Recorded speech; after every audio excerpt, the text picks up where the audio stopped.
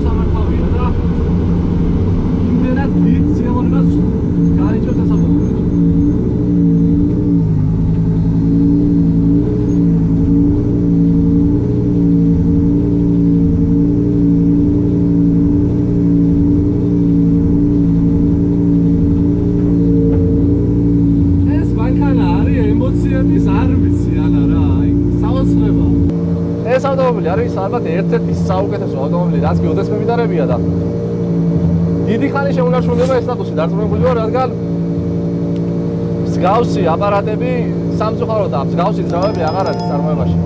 დიდი ხანია მე ტურბინიან ძრავზე გადავიდა და ეს იყო ნამდვილად ის ბოლო პერიოდი, როცა საუკეთესო ძრავებს ქმნიდა. და ნამდვილად ესეა. ხოჭა გიოს რო ესეთი ავტომობილი საწყობა შეძლო, გაერთიანა ეს ძალიან მაგარი ცარა და ეს ძრავი ერთმანეთში და ნამდვილად აი დარწმუნების შეგვიძლია ვთქვა, რომ გამოგაცლით ყველანაირი ენერგია ეს ავტომობილი და იმდენად სასიაოვნოა ამის მართვა, რომ ძალიან გამიჯერდება შეგობით ამოვსები. ძალიან მაგარი რამეა. მოკლედ კიდევ ვიგეგმება ამ მანქანის გაუმჯობესება და მაგაზე უკვე გიოსთან ერთად ვისაუბრებთ.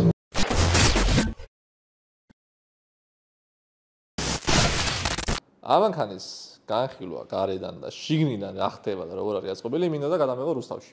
მაგრამ იმდენად ცუდი ამინდი იყო, ნახავთ კადრებში, ქარი იყო საშინელი სიცივე.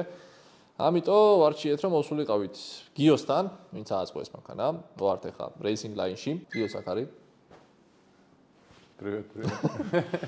Racing Line-ში გიო აკრავს სხვადასხვა სახის ფირებს, ძალიან კარგი ხარისხია სხვადასხვა თუ გაინტერესებთ დაკვრა არა მარტო ჩვეულებრივი ფირები, არამედ დამცავი ფირებიც არის, ასევე არის შუშების დაბურვაც, როგორც ვიცი გიო. კი.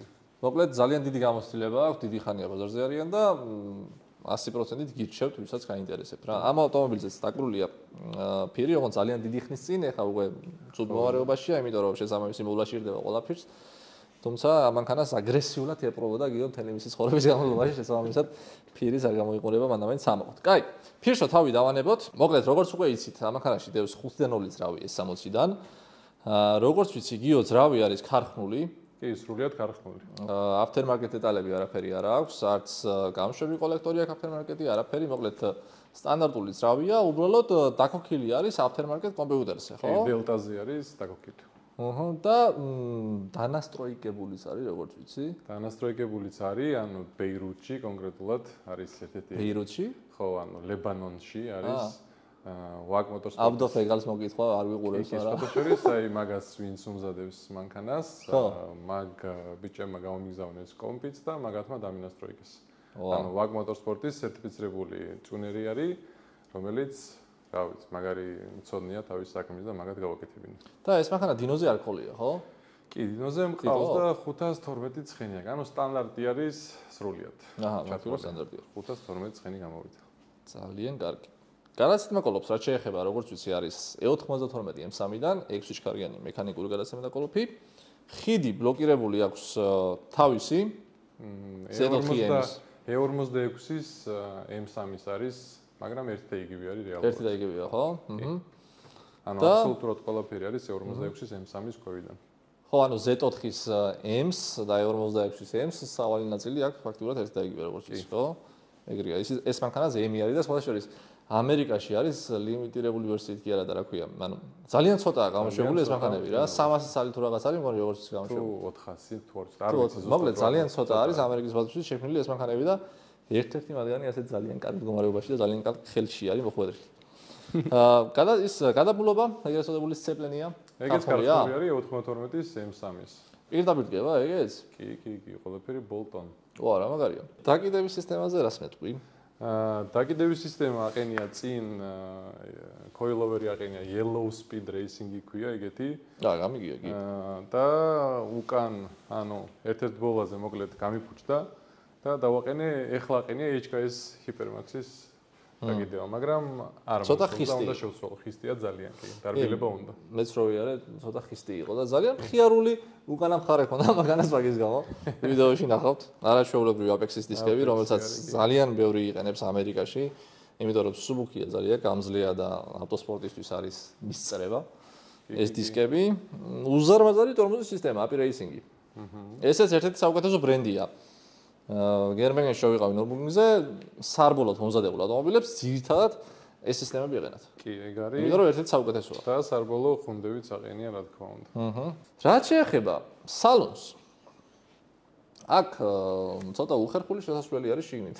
რომ თავსდე, იმიტომ რომ ეს ავტომობილი არის მომზადებული FIA სტანდარტების მიხედვით, შესაბამისად გვაქვს FIA სტანდარტის უსაფრთხოების კარკასი. და აი ესეთი პატარა სივრცე არის იმისთვის რომ მე და გიოს არ არის პატარა შევედიოთ მან. მაგრამ თავის ტექნიკა უნდა მაგას, ეს მარტივად არ ხდება რა, ეს პირდაპირ რომ მოგინდეს რომ ესე ჩაოლებივად ჩავждები. ვერ ჩაждები, ანუ შანსი არ არის რა. აი ჯერ ერთ ფეხი უნდა შეყოთ. მე თავით უნდა შეძურეთ ეს. ოპა. აჰა. და მეორე ფეხი შეიდანოთ. სხვა გზა არა. აუ ვიცი რა უნდა მეკითხა? და ფიასტარტების მიხედვით თუ არის რა ქვია კარგასი გამზადებული და მან თუ არის რაღაც პუნქტი რომლის მიხედვითაც ავარიის შემთხვევაში სწრაფად უნდა შეგეძლოს განდოსვლა. რამდენი წამია 5? მე მგონი 5 წამია. ზუსტად არ მახსოვს ეს წამების რაოდენობა, მაგრამ მაგას აკმაყოფილებს. შენ? ჩემი აზრით კი, ვიზამ. კი, შეიძლება. არ ვიცი, მე არ მახსოვს რამდენია. უცებ რა გადახვიდე. ნახოთ რამდენია.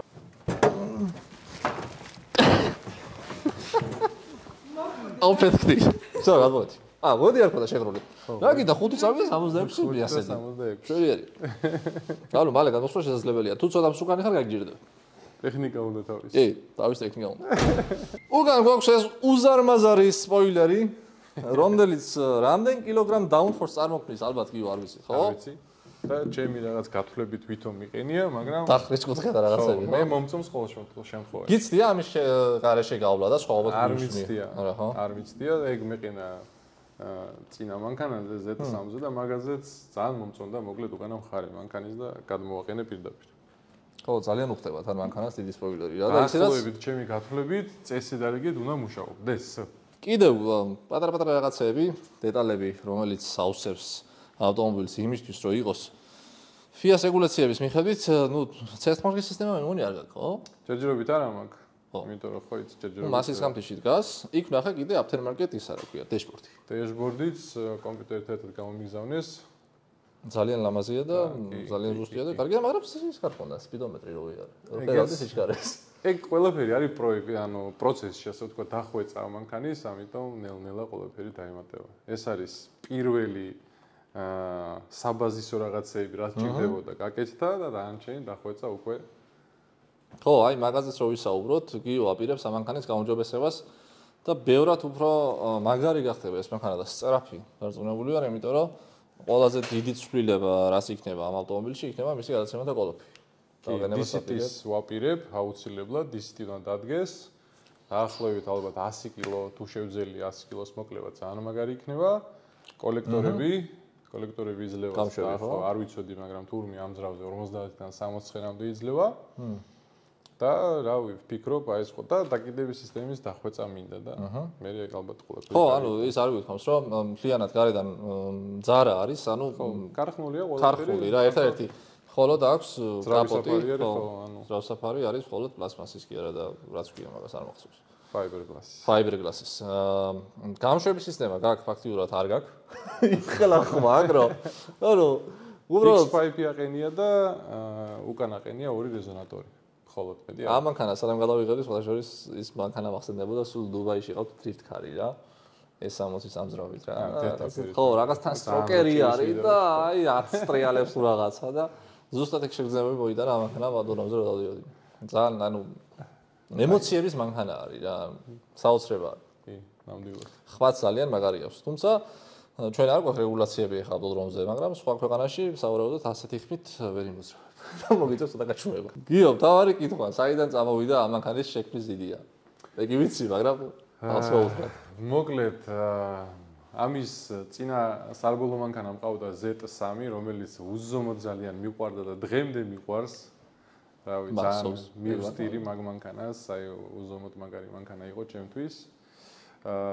გადავწყვიტე ასე ვთქვათ, გაყიდვა და გაყიდვა რომ გადავწყვიტე, შევიძინე ეს ავტომობილი და გახსოვს, ანუ ეს ცარიელი ფუტლარი იყო, ასე ვთქვათ. ხოლო ზარა იყო. ხო, Z4-ის M იყო ზარა. დანარჩენი სულ ყველაფერი ნულიდან არის აწყობილი, სავალი ნაწილის ჩათვლი და აბსოლუტურად ყველა ნიუანსი.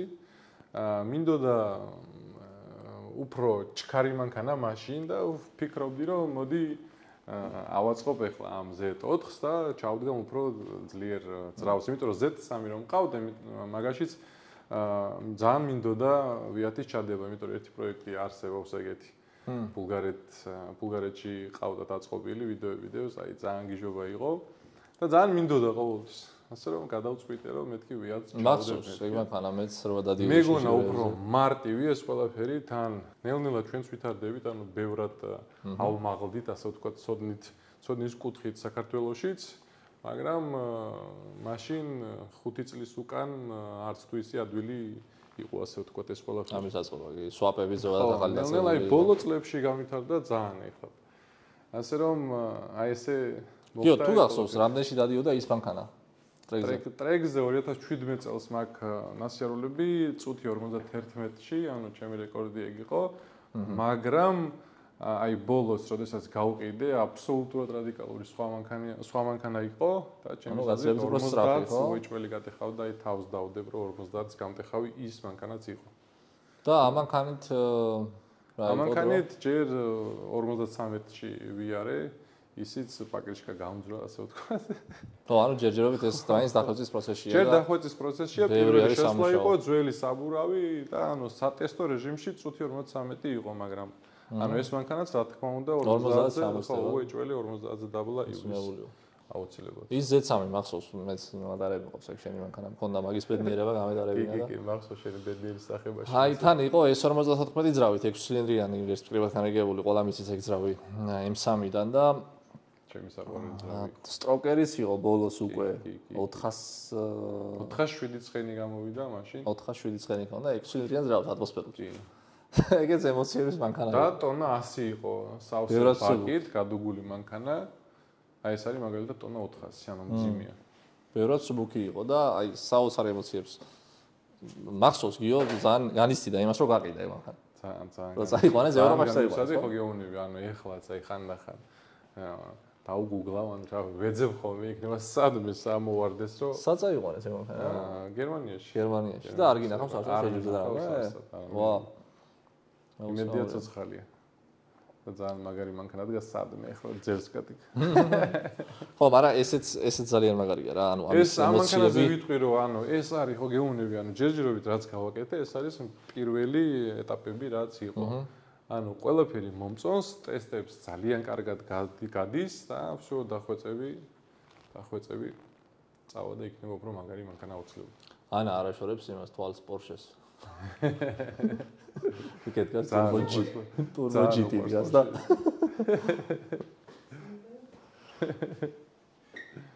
ხო, ანუ ამ მანქანას ბევრი რაღაცები უნდა ჯერ კიდე რა, ანუ საბურავებიც შესაძლებელია აუცილებლად, ცოტა უფრო განიერების არის. საბურავი არის უპირველეს ყოვლისა, მაგრამ მე ეხლა რა ზომა აყენია გიო?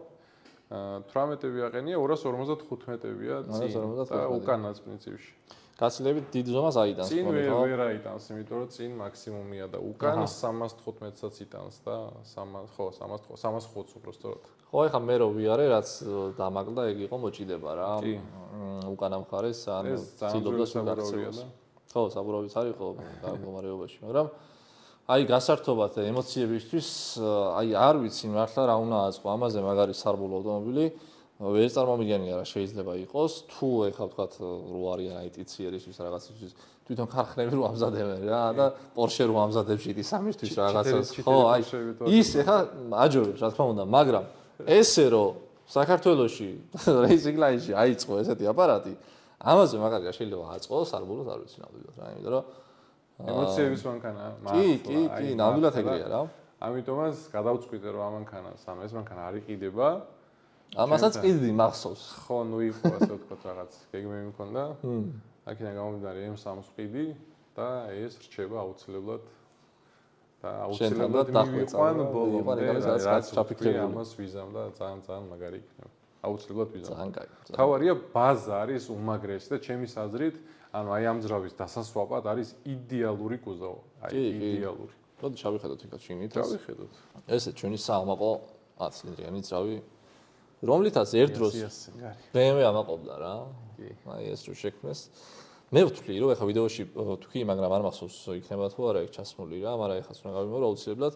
ვთვლი რომ როცა ეს რავი გამოვიდა და შეიქმნა ეს 60 M5, 92-ის M3, ეგ იყო ვფიქრობ განვითარების პიკი რა, ტექნოლოგიური, რაც შეიძლებოდა, ანუ თავისუფლად რო ვითარდება ყოველგვარი შეზღუდვების გარეშე, კომპანია და რა შეუძლია და თავის შესაძლებლობას რო მაქსიმალურად აჩვენებს, ეგ პერიოდი იყო. მაგის შემდეგ უკვე F1-ში წამოვიდა ტურბინიანი ძრავი, ახლაც უკვე ტურბი, ახლა საერთოდ ეს არის ჰიბრიდი არის რა, ახალი M5. უფრო სწრაფია, კი, სწორზე, შეიძლება ტრეკზეც უკეთესი იყოს, ვიდრე მაშინდელი თაობები, თუმცა ის არ აქვს, რაც ამანქანას ყველაზე მეტად აქვს, ემოცია რა.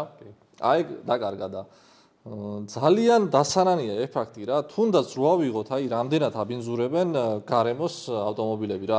არ იფიქროთ, აი, ხშირად მსმენია რომ აგინებენ ავტომობილებს, აი, BMW, აკნა ეს, მაგათი ბრალი საერთოდ არ არის. ანუ ეგენი რო იყვნენ თავისუფლად ხო, ამაზე მაგარ ძრავებს შექმნიან რა, ეხლა, მაგრამ რეგულაციებიდან გამომდინარე, დაბინძურებიდან გამომდინარე, უწევთ შეზღუდვები რა, თავის მანქანებზე რა, იმიტომ რომ სხვაგვარად შეუძლებელია. არა და სტატისტიკა მოვიძიე მაგისი. ზოგადად ჰაერის დაბინძურების 25% მოდის თურმე ტრანსპორტზე. და ტრანსპორტში იგულისხმება ტანკერები, რომლებიც ძალიან დიდ CO2-ს გამოყოფენ. ასევე თვითმფრინავები და ბევრი ესეთი ტექნიკა, ნუ ტრაილერებზე აღარ მომფარ არაფერს და ავტომობილების წილი ამ 100%-ის დაბინძურების იმიდან პროცენტულობიდან არის დაახლოებით 3% რა. ძალიან მცირე რეალურად. ხო, ანუ ძალიან მცირე რა და ამის გამო ჩვენ ავტომობილები ვიჩაგრებთ. არ გვინდა ეს ელექტრომანქანები რა, ეს რაღაცები დავაბრუნოთ, ხო შეიძლება. სხვა რაღაცებს ვიხედავ, ჯერ იმ 97%-ს და მე მოვიდნენ ამასთან. არა, აქედან დაიწყეს პირველი. ეგ არის ძალიან გულსადგენი რა და მიხარია გიო და შენც გიხარია დარწმუნებული რომ იმ დროში დავიბადეთ და მოვესწარით იმ დროს, რომ შეგვიძლია ესეთ რაღაცების მართვა, იმიტომ რომ 50 წლის შემდეგ შეიძლება საერთოდ შეუძლებელი იყოს ესეთი რაღაცის განცდა, რასაც ეს ავტომობილი გვაძლევს და ამ ემოციებს რა. Aftermarket კომპიუტერის გამო როგორც ხედავ, გაუქმებული არის ჰაერის ამთვლელი სენსორები. ეს რადიატორი ისია გიო? M5-ის არის. ეგეც თავისია, ხო? კი, თავისია. და გაგრილების პრობლემა რა თქმა უნდა არ გვაქვს. გაგრილების პრობლემა, ანუ მხოლოდ ეკოტეტაზე, სადაც ძალიან ესეთი SF-ში რო დავდება, ხო? SF-ში არ გრილდება და ბევრი წრე გვიწევს, მაგრამ ესეც დასახვეწია, აქ უნდა დავუკეტო, რაღაც შაბრები გავუკეტო, მეტი ჰაერის მიმართულები. ეს ზეთის გაგრილების რადიატორიც არის, ხო? ეს არის ჰიდრაულიკა, ეს არის ზეთი და აქ მაგ ზეთი დამატებული, ანუ ორი ზეთის ამძრავს ჭირდება ზეთის გაგრილება. ანუ ეგ ყველაფერი იდეალურად აქვს, არანაირი პრობლემა არ აქვს. ძრავიც ისია, მოთავსებული რომ გეგონება ფაქტიურად ისაა რა. ეგრეთ წოდებული ხალასტოი ხოდის დაჩიკები გაუქმებული მაქვს. გაუქმებული მაქვს 4-ვე ლამდა, არც ერთი არა მაქვს, ერთი სმესის დაჩიკი აყენია.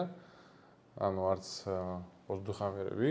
და რითი ასწორებს ეს რა საინტერესოა. აფთვლელი თუ არაფერი არა არის. მე უკვე ეს ლამდებს ვერ ხედავს რა, საინტერესოა ძალიან. მაქვს სმესის დაჩიკით მოშვები. სმესის დაჩიკით რეალურად ანაწილებს იმას, ხო? ჰაერის მიწოდებას და საზღვრის მიწოდებას. საინტერესოა. და ისედებს ხო მაგას ვამბობდი რომ თითქოს ქართულია და ამ ზარას ეკუთვნის რა. აი всё, მეტი ადგილი არის. ეს არის ამის პიკი, ანუ კოლექტორებთანაც აი ეგეც იმის დამსახურება რომ Z4 ძალიან დიდი სვირია. ზოგადად Z სერიებს. ეგ აღუნიშნე წეგან რომ ანუ იდეალური კუზოვია. Z4-ს რომ დაფიქრდი, ანუ ძრავიც კარგად დევს. ანუ აი წინათვლებს თუ შევხედავთ ვერც, ეხლა მაგის უგან არის ძრავი მოთავსებული. და რეალურად ანუ ამ კუზოვში რაც დევს S54 მაგაზე 90 კილოთი მძიმე ძრავია ეგ, მაგრამ მე მგონი ძალიან არ იგრძნობა, ხო ეგრეა. 90 კილო, საკმაოდ ხო გახსოვს რა, რომ მოგიყევი, რომ ყველაზე დიდი პრობლემა არის ჩემთვის შტურვალი, რაც დასახვეწი მაქვს და საჭის მექანიზმი, კი, კი. იმიტომ რომ იმდენად ცოტა ადგილი იყო, რაღაცე ვიხლაფურდეთ, ჩკარჩკარა. ახლა თარხმული აყენია და პირველი პირველი სამზადისი ზუსტად და დახვეწა მაგას ჭირდება. ანუ ნაკლებად რომ ესე ვთქვათ იტრიალოს საჭემ ეგეც დასახვეწი არის და უფრო რეაგირებადი რო გახდეს რა, უფრო მეტად. თვითონ რეიკა Z3-ის აყენია. Z3-ის არის. კი, თვითონ რეიკა Z3. ანუ 36-ის. კი. 36 ხალხო, კედავთ. განსხვავებულია. ვიცი, ანუ ნაკლებს იმაშვება ტრიალებს და მეც უხვებს უფრო სწრაფად. მაგრამ 36-ია რა, შასის ნომერი ახლა. მაგას ვერაფერ ვერ უზავთ. მაგას ვერ გავექცევით კი ბატონო. ასე რომ ამანქანაში რაღაც არის 36 სეული. ფილტრები არ გეგონოთ რომ ბინზურია, რეალურად არის ახალი ერთი რბოლოვი არის მხოლოდ. და ეგ ეთქობა რა ლურჯი Z არის და Z-ის ანუ ამოშრა თუ რა მოვიდა. იმიტომ რომ გასარეცხი Z-ი რო, ხო? ჭუჭყია, არა არის ჭუჭყი. აუ, სხვათა შორის მაგის გამო ხო არ ხონდა ეხლა რაღაც შეფერხებები რო დავდიოდი. შეფერხება ბენზინის სისტემის გამო, ხო? აი ეს ბაკის სისტემები დასახვეწი არის. Aftermarket ბაკი ეყენია, თუმცა მაინდა მეც კარგად ვერ მუშაობს. კი, დახვეწა უნდა მაგას და შეიძლება ბენზინის ტუმბოც ყდება. ბოლო წუთებს იქნება. არც ეგ არის გამოიწვია. ცუდი ხმები კი აქვს, მაგრამ მე მგონი ხმაურიანია ზოგადად. Bosch 054 აყენია და როგორც ვიცი, ხმაურიანი ასუსი არის ეგ. და საწვავს წვავს ყველას. აი რავი, 10 წუთში წვავს 20 litrს. მაგრამ შეერგოს რასაც წვავს, იმიტომ რომ ადვილად არა. ხო რა, არავის არ გვინტერესებს, რადგან წვავს ეს მანქანა. რუსთავში რო ჩავედით, აუზი გავავსეთ და ჩავასხით პორტალი სუპერი.